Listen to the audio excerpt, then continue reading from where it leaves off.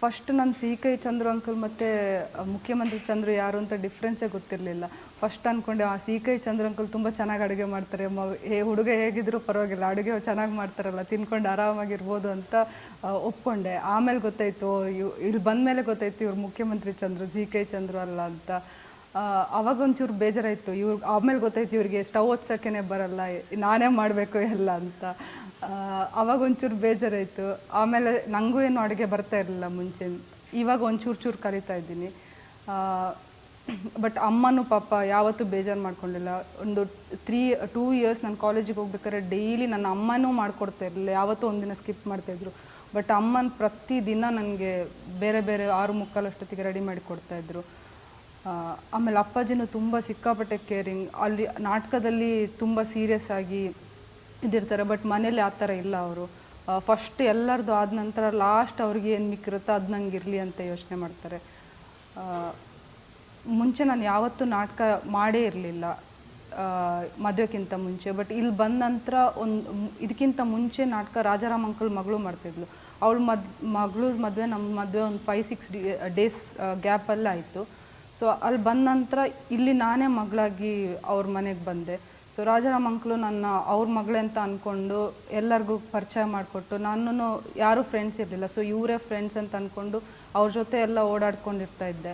So ಎಲ್ಲರೂ ನನಗೆ ತುಂಬ ಕ್ಲೋಸ್ ಆಗಿಬಿಟ್ಟಿದ್ರು ಅಷ್ಟೊತ್ತಿಗೆ. ಸೊ ನನಗೆ ಪಾತ್ರ ಮಾಡೋದೇನು ಕಷ್ಟ ಆಗಿರಲಿಲ್ಲ. ಸ್ವಲ್ಪ ಲ್ಯಾಂಗ್ವೇಜ್ ಪ್ರಾಬ್ಲಮ್ ಇತ್ತು, ಯಾಕಂದರೆ ನಾನು ಮಂಗಳೂರಿಂದ ಬಂದಿರೋದು, ಬ್ಯಾಂಗ್ಳೂರು ಲ್ಯಾಂಗ್ವೇಜ್ ಸ್ವಲ್ಪ ಪ್ರಾಬ್ಲಮ್ ಇತ್ತು. ಬಟ್ ಒಂದು ಚೂರು ಕಲಿತೆ ಅಂತ ಅಂದ್ಕೊತೀನಿ ಇಲ್ಲಿ ಬಂದಮೇಲೆ. ಅಪ್ಪಾಜಿನೂ ತುಂಬ ಒಂದು 10 ಡೇಸ್ ಅಷ್ಟು ಡೈಲಾಗ್ಸ್ ಎಲ್ಲ ನೀಟಾಗಿ ಹೇಳಿಕೊಟ್ರು, ಹೇಗೆ ಆ್ಯಕ್ಟಿಂಗ್ ಮಾಡೋದು ಅಂತ ಕಲಿಸ್ಕೊಟ್ರು. ಅದೇ ಥರ ನಾನು ಮಾಡೋಕ್ಕೆ ಸ್ಟಾರ್ಟ್ ಮಾಡಿದೆ. ಆಮೇಲೆ ಅಂದ್ಕೊತ ಇದ್ದೆ, ಜನ ಎಲ್ಲ ನಗ್ತಾ ಇದ್ದಾರಲ್ಲ, ಮೋಸ್ಟ್ಲಿ ನಾನು ಆ್ಯಕ್ಟಿಂಗ್ ಚೆನ್ನಾಗಿ ಮಾಡ್ತಾಯಿದ್ದೀನಿ ಏನೋ ಅಂತ. ಆಮೇಲೆ ಅಪ್ಪ ಅಮ್ಮನ ಕೂರಿಸ್ಬಿಟ್ಟು ಒಂದಿನ ಕೇಳಿದೆ, ನಾನು ತುಂಬ ಚೆನ್ನಾಗಿ ಆ್ಯಕ್ಟಿಂಗ್ ಮಾಡ್ತಿದ್ದಾರೆ, ಜನ ಯಾಕೆ ನಗ್ತಾ ಇದ್ದಾರೆ ನಾನು ಡೈಲಾಗ್ ಹೇಳಿದ್ರೆ ಅಂತ. ಆಮೇಲೆ ಗೊತ್ತಾಯಿತು ಅಪ್ಪಾಜಿ ಕೌಂಟರ್ ಕೊಡ್ತಾ ಇದ್ದಾರೆ ಆ ಕಡೆಯಿಂದ, ಇದು ನನ್ನ ಆ್ಯಕ್ಟಿಂಗ್ ಅಲ್ಲ ಅಂತ. ಬಟ್ ಅಪ್ಪಾಜಿ ನನಗೆ ಆ ಥರ ಏನಕ್ಕೆ ಮಾಡ್ತಾಯಿದ್ರು ಅಂದರೆ ನನಗೆ ಪ್ರೋತ್ಸಾಹ ಬರಲಿ, ನಾನು ಇನ್ನೂ ಚೆನ್ನಾಗಿ ಮಾಡಲಿ ಆ್ಯಕ್ಟಿಂಗ್ ಅಂತ ಮಾಡ್ತಾಯಿದ್ರು ಅಂತ ಆಮೇಲೆ ಗೊತ್ತಾಯಿತು ನನಗೆ. ಬಟ್ ಇನ್ನೊಂದು ಸೀನ್ ಇದ್ದಿದ್ದು ನನ್ನ ಮೇಷ್ಟ್ರ ಜೊತೆ. ಅವರು ನನಗೆ ಅಷ್ಟೊತ್ತಿಗೆ 2-3 ತಿಂಗಳಲ್ಲಿ ನನಗೆ ಸ್ವಂತ ಅಪ್ಪನ ಥರನೇ ಆಗೋಗಿದ್ರು. ಸೊ ಅವ್ರ ಜೊತೆ ಪಾತ್ರ ಮಾಡೋದೇನು ನಂಗೆ ಕಷ್ಟ ಆಗಿರಲಿಲ್ಲ. ಇದೇ ಕಾರಣದಿಂದಾಗಿ ನಾನು ನ್ಯೂಜಿಲ್ಯಾಂಡ್, ಆಸ್ಟ್ರೇಲಿಯಾ, ಮಲೇಷ್ಯಾ, ಸಿಂಗಾಪುರಲ್ಲಿ ಎಲ್ಲನೂ ಶೋ ಮಾಡಿದ್ವಿ. ಅಲ್ಲೆಲ್ಲ ಮಾಡಬೇಕಾದ್ರೆ ನಾನು ಆಲ್ಮೋಸ್ಟ್ 4 ಮಂತ್ಸ್ ಪ್ರೆಗ್ನೆಂಟ್. ಆವಾಗ ಎಲ್ಲರೂ ಡಾಕ್ಟರ್ಸ್ ನನಗೆ ತುಂಬ ಸಪೋರ್ಟ್, ಕಾನ್ಫಿಡೆನ್ಸ್ ಕೊಟ್ಟರು, ಹೋಗಿ ಬರ್ಬೋದಮ್ಮ, ಏನು ತೊಂದರೆ ಇಲ್ಲ ಅಂತ. ಬಟ್ ಇಲ್ಲಿ ಒಂದು 14 ಮೆಂಬರ್ಸ್ ಹೋಗಿದ್ವಿ ನಾವು. ಎಲ್ಲರೂ ನನಗೆ ತುಂಬ ಚೆನ್ನಾಗಿ ನನ್ನ ಲಗೇಜ್ ಎತ್ಕೊಂಡು ಎಲ್ಲನೂ ಕರ್ಕೊಂಡು ಹೋಗೋದು, ಎದುರುಗಡೆ ಕೂರಿಸೋದು. ರಾಜಾರಾಮ್ ಅಂಕಲೇ ನನಗೆ ಎಲ್ಲ ಪ್ಯಾಕ್ ಮಾಡಿಕೊಂಡೇ ಬಂದುಬಿಡ್ತಿದ್ರು, ನನಗೆ ಹಸುವಾಗುತ್ತೆ ಅಂತೆಲ್ಲ ತೊಗೊಂಬಂದು ಕೊಡ್ತಾಯಿದ್ರು. ಸೊ ನನಗೆ ಏನು ಅಲ್ಲಿ 1 ತಿಂಗಳು ಹೇಗೆ ಹೊರಟೋಯ್ತು ಅಂತಲೇ ಗೊತ್ತಾಗಲಿಲ್ಲ. ನಾನು ಪ್ರೆಗ್ನೆನ್ಸಿ ಹೇಗೆ ಕಳೆದೆ ಅಂತ ಆವಾಗಲೇ ಅಂದ್ಕೊಂಡೇ ಇಲ್ಲ ನಾನು. ಯಾಕಂದರೆ ಎಲ್ಲರೂ ಅಂದ್ಕೊತಾರೆ, ಅಯ್ಯೋ ಪ್ರೆಗ್ನೆಂಟ್ ತುಂಬ ರೆಸ್ಟ್ ಬೇಕು, ತುಂಬ ಕಷ್ಟ ಎತ್ಕೊಂಡು ಓಡಾಡೋದು. ನನಗೆ ಅಂತೂ ಈ 1 ತಿಂಗಳಿಂದ ಹೋದಿದ್ದರಿಂದ ನನಗೆ ನಾಶಿಯಸ್ ಏನು ಅನಿಸ್ಲೇ ಇಲ್ಲ, ಯಾಕಂದರೆ ಇವರೆಲ್ಲ ಜೊತೆಗಿದ್ದರು ನನ್ನ ಜೊತೆ. ಸೊ ಅಲ್ಲೂ ತುಂಬ ಎಂಜಾಯ್ ಮಾಡಿದ್ವಿ ನಾವು. ಬಟ್ ಎಟ್ ದ ಎಂಡ್ ಏನಾಯಿತು ಅಂದರೆ ಬ್ಯಾಕ್ ಸ್ಟೇಜಲ್ಲೆಲ್ಲ ತಮಾಷೆ ಮಾಡೋಕ್ಕೆ ಸ್ಟಾರ್ಟ್ ಮಾಡಿದ್ರು. 4 ಮಂತ್ಸಲ್ಲಿ ಅಷ್ಟೊಂದು ಹೊಟ್ಟೆ ಕಾಣಿಸ್ತಾ ಇಲ್ಲ, 5 ಮಂತ್ಸ್ ಅಷ್ಟೊತ್ತಿಗೆ ಸ್ವಲ್ಪ ಹೊಟ್ಟೆ ಬರೋಕ್ಕೆ ಸ್ಟಾರ್ಟ್ ಆಯಿತು. ಆವಾಗ ಆ ಪಾತ್ರದಲ್ಲಿ ನಾನು ಇನ್ನೂ ಮದುವೆನೇ ಆಗಿರಲಿಲ್ಲ. ಸೊ ಎಲ್ಲ ಬ್ಯಾಕ್ ಸ್ಟೇಜಲ್ಲಿ ರೇಗ್ಸೋಕ್ಕೆ ಸ್ಟಾರ್ಟ್ ಮಾಡಿದ್ರು, ಮದುವೆಗಿಂತ ಮುಂಚೆನೇ ಪ್ರೆಗ್ನೆಂಟ್ ಆಗಿಬಿಟ್ಟು ಸ್ಟೇಜ್ಗೆ ಹೋಗ್ತಾ ಇದೆಯಾ ನೀನು ಅಂತ. ಸೊ ಅದೇ ಥರ ತುಂಬ ಹಿಂದೆ ನಮ್ಮ ಬ್ಯಾಕ್ ಸ್ಟೇಜಲ್ಲೂ ನಾವು ತುಂಬ ಎಂಜಾಯ್ ಮಾಡ್ತಾಯಿದ್ವಿ.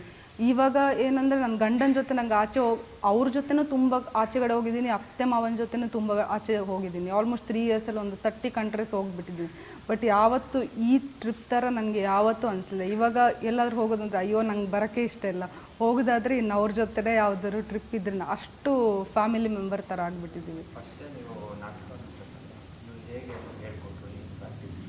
ಇಲ್ಲೇ ಕೂರಿಸ್ಬಿಟ್ಟು ಫಸ್ಟ್ ಒಂಚೂರು ಹೊಸದಾಗಿ ಬಂದಿರೋದಲ್ಲ, ಸೊ ಎಲ್ಲರ ಎದುರುಗಡೆ ಮಾಡೋಕ್ಕೆ ಒಂಚೂರು ನಾಚಿಕೆ ಆಗ್ತಾಯಿತ್ತು.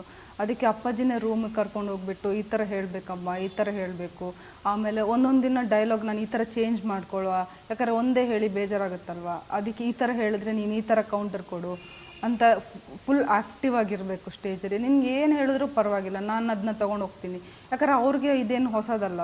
ಸೊ ನಾನೇನಾದ್ರು ಮರ್ತುಬಿಟ್ಟು ಒಂಚೂರು ಅಪ್ಸೆಟ್ ಆದ್ರೂ ಅವರೇ ಡೈಲಾಗ್ ನನಗೆ ಬಾಯಲ್ಲಿ ಬರೆಸ್ತಾಯಿದ್ರು. ಸೊ ಅದು ನನಗೆ ಯಾವತ್ತೂ ನಾಟಕ ಅಂತ ಅನಿಸ್ಲೇ ಇಲ್ಲ. ನಮ್ಮ ಮನೆಯಲ್ಲೇ ನಾನೇನೋ ಮಾತಾಡ್ತಿದ್ದೀನಿ ಅಂತ ಅನಿಸ್ತಾ ಇತ್ತು. ಸೊ ಮನೆಯವ್ರ ಜೊತೆ ಥರನೇ ಇದ್ರಲ್ವ ಎಲ್ಲರೂ. ಸೊ ಯಾವತ್ತೂ ನನಗೆ ಅದು ನಾಟಕ ಅಂತ ನನಗೆ ಯಾವತ್ತೂ ಅನಿಸ್ಲೇ ಇಲ್ಲ. ಸುಮ್ಮನೆ ನಾನು ಮನೇಲಿ ಏನು ಮಾತಾಡ್ತಿದ್ದೀನಿ ಅದನ್ನು ಅಲ್ಲೇ ಮಾತಾಡ್ತಿದ್ದೀನಿ ಅಂತ ಅನಿಸ್ತಾ ಇತ್ತು. ಚಂದ್ರ ಸರ್ದು ಯಾವ ಡೈಲಾಗ್ ನಿಮಗೆ ಇಷ್ಟ?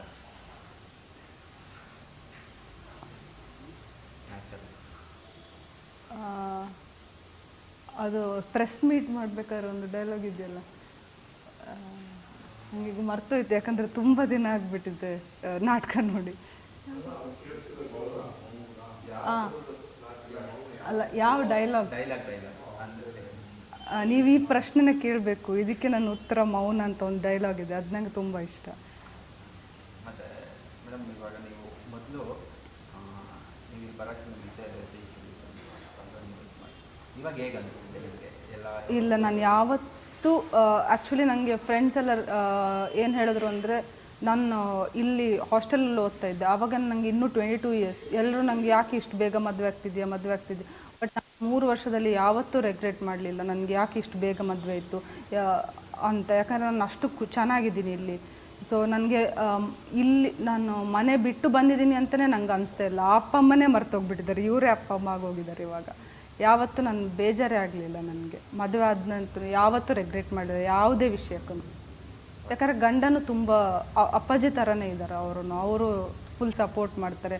ನಾನು ಆಲ್ಮೋಸ್ಟ್ ಮದುವೆಯಾಗಿ 1 ಮಂತ್ಗೆ ಅವ್ರನ್ನ ಬಿಟ್ಬಿಟ್ಟು US ಗೆ 1 ತಿಂಗಳಿಗೆ ಹೋಗಿದ್ದೆ. ಆವಾಗಲೂ ಬೇಜಾರು ಮಾಡ್ಕೊಂಡಿಲ್ಲ. ಅಮ್ಮನ ಜೊತೆನೂ ಅಲ್ಲಿ ಹೋದಾಗೆಲ್ಲ 15 ಡೇಸ್ 1 ಮಂತ್ ಹೋಗ್ತೀನಿ.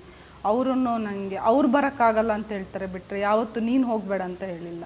ಅವರು ನಂಗೆ ಸಪೋರ್ಟ್ ಮಾಡ್ತಿದ್ರು. ಅಮ್ಮನೂ ಅಷ್ಟೇ, ಯಾವತ್ತೂ ಯಾಕ್ರಿ ಸೊಸೆನ ಕರ್ಕೊಂಡು ಹೋಗೋದು ಬೇಡ, ಬೇಕಾದ್ರೆ ಬಿಟ್ಟು ಹೋಗ್ಬೋದು, ಅವ್ರಿಗೇನು ಅಗತ್ಯ ಇಲ್ಲ ನನ್ನ ಕರ್ಕೊಂಡು ಹೋಗೋದು. ಬಟ್ ಯಾವತ್ತೂ ಅವರು ನನಗೆ ನಾನೇ ಬರಲ್ಲ, ಅವಳು ಬರಲಿಲ್ಲ ಅಂದರೆ, ಅವಳು ಬಂದರೆ ಮಾತ್ರ ನಾನು ಬರ್ತೀನಿ ಅಂತ ಹೇಳೋ ಸಿಚುವೇಶನಲ್ಲಿ ಇದ್ದೀವಿ. ತುಂಬ ಖುಷಿ ಅನಿಸುತ್ತೆ. ಈ ಕಾಲದಲ್ಲಿ ಅತ್ತೆ ಮಾವ ಈ ಥರ ಸಿಗೋದು ತುಂಬ ಕಷ್ಟ ಇದೆ. ಹಣ ಇರ್ಬೋದು, ಇದಿರ್ಬೋದು, ಬಟ್ ಈ ಥರ ನೋಡ್ಕೊಳ್ಳೋ ಅತ್ತೆ ಮಾವ ಎಲ್ಲರಿಗೂ ಸಿಗಲಿ ಅಂತಲೇ ನಾನು ಅನ್ಕೊತೀನಿ. ನನ್ನ ತಂಗಿನೂ ಇದ್ದಾಳೆ, ಅವಳಿಗೂ ನಾನು ಗಂಡ ಮತ್ತು ಅತ್ತೆ ಮಾವ ಚೆನ್ನಾಗಿದ್ದರೆ ಮಾತ್ರ ಮದುವೆ ಆಗು ಅಂತ ಹೇಳ್ತೀನಿ.